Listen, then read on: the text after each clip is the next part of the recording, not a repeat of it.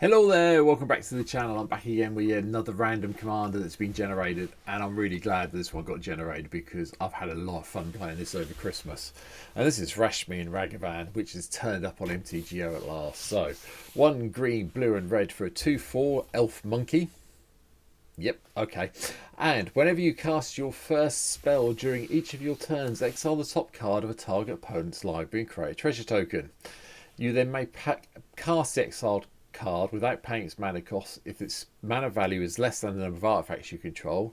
If you don't cast it this way, you may cast it this turn. So you can either cast it for free, or you can use the mana you've got in play at the time to cast it anyway. Yeah.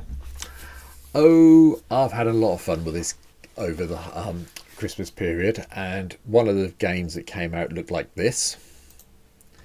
Ignore the Gonti tree here, that was something my opponent was casting when I took a picture of the screenshot. But yeah, it turned out to be quite a good game on the go, to be honest. And I figured, yep, I need to talk about this deck as soon as possible. So for either New Year's Eve or New Year's Day, depending where you're watching this in the world, this is what today's deck really does look like, and I love it.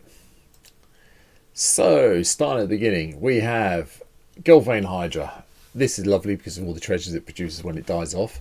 You want to make X as big as possible, obviously, because Vigilance, Trample and Haste with this type of Hydra is really good. But when it dies off, the tapped treasure tokens usually mean that the next spell you cast next turn means it will be free if you make X big enough.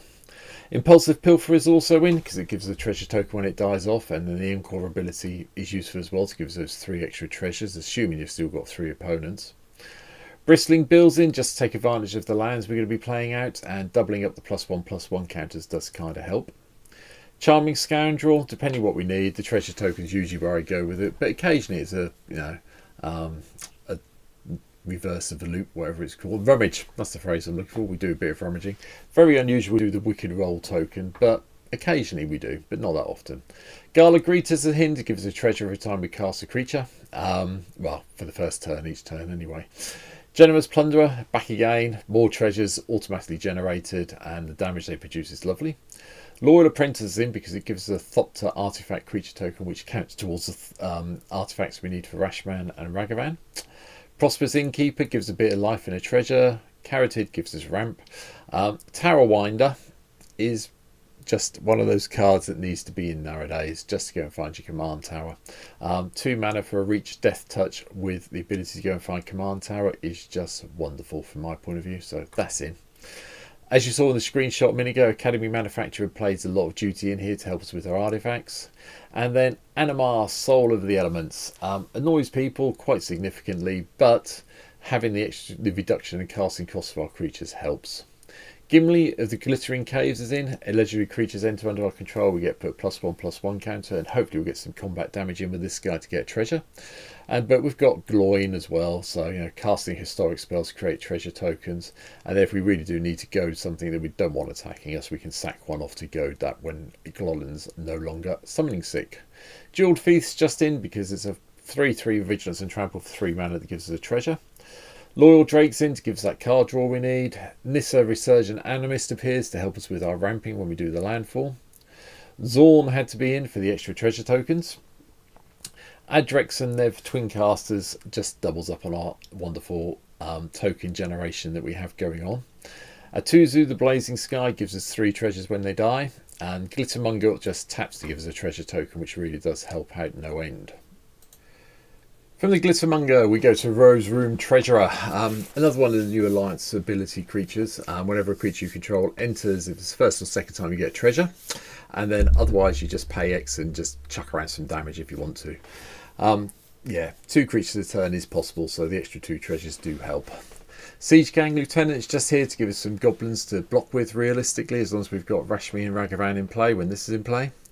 Bonehorde Dracosaur, I'm playing a red deck. This is nice though, because this does give us the ability to exile some cards and get some treasures that way.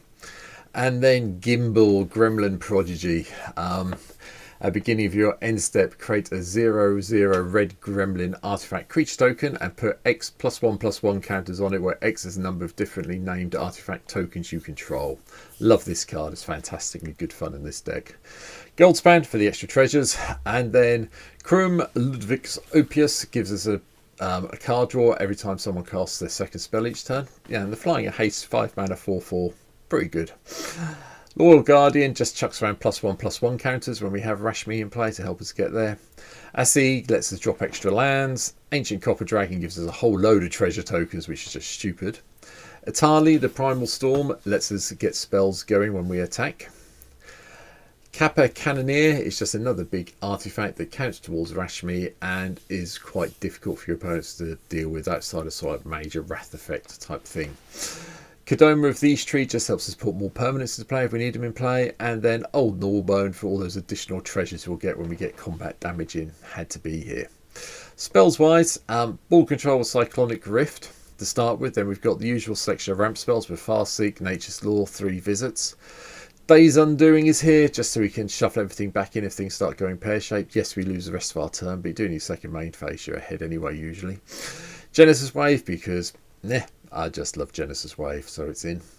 Jasika's Will's in as well, just for the extra mana and the exile in the 3 cards if Rashmi's in play when we cast this off.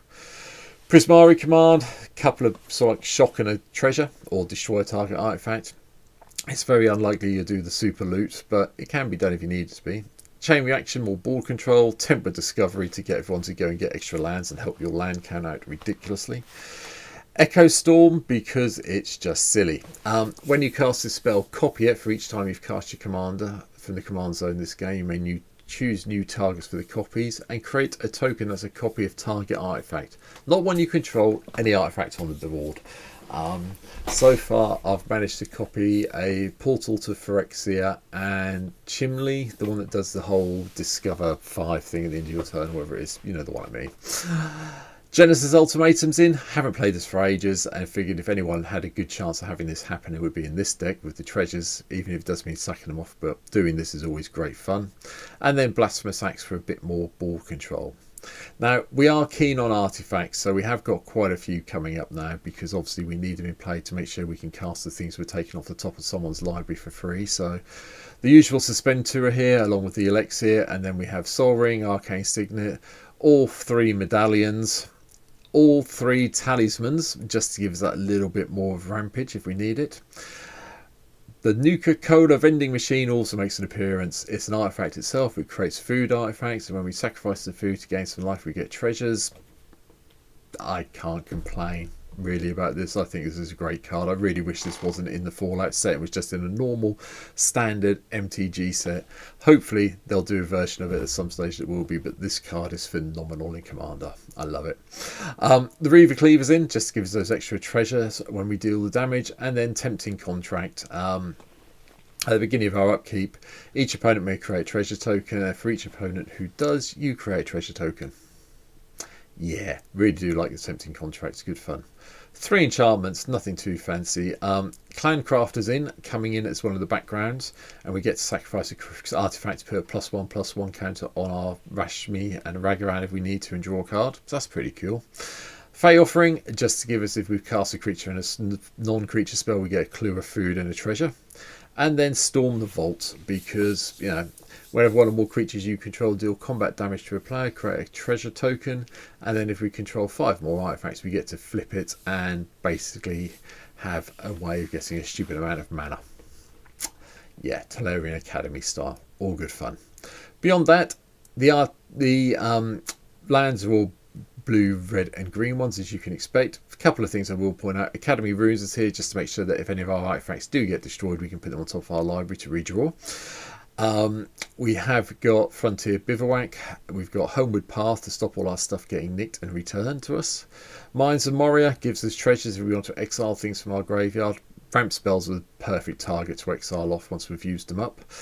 We have got Reliquary Tower here. We have got Temple of the False God, and everything else is just red, blue and green lands with the sack lands, so on and so forth, as you can imagine. And that is it. It's been a long time since one of the backlog commanders hit MTGO that I've really enjoyed playing, and this one really does hit every single thing I love playing. I can't tell you how much fun I've had playing this deck over Christmas against people. Yes, I've lost more than I've won, I'll be aware of that, but people have enjoyed playing against it. It is quite fun to see it happening. So If you think there's anything I've missed out, let me know in the comments down below. I'd really appreciate it. If you think there is anything that shouldn't be in here, also let me know in the comments. I will read them. And please hit the subscribe button if you can. There's 584 people subscribed as I record this video, so 16 short of 600, 416 short of 1,000. But yeah, that's a target for 2025 with a bit of luck. But yeah, if you could help me out and hit the subscribe button, I'd love it. If you want to see me play it, give me a follow. There's a link down below as well onto Twitch. We're playing this as soon as I can on the streams this week. But for now, thanks for watching. I hope you've had, well, I hope you're having a lovely New Year's Eve. You're watching this New Year's. If you're watching this on New Year's Day when it's going up here in the UK, I hope you're recovering well from the New Year's Eve party last night, or you're still having it, depending what time you watch this at. And I hope you have a wonderful 2025. It's going to be a good year for us here on YouTube and on the Twitch streams, I'm sure. So for now, thanks for watching. Take care, and I'll see you very soon. Have a good one. Bye.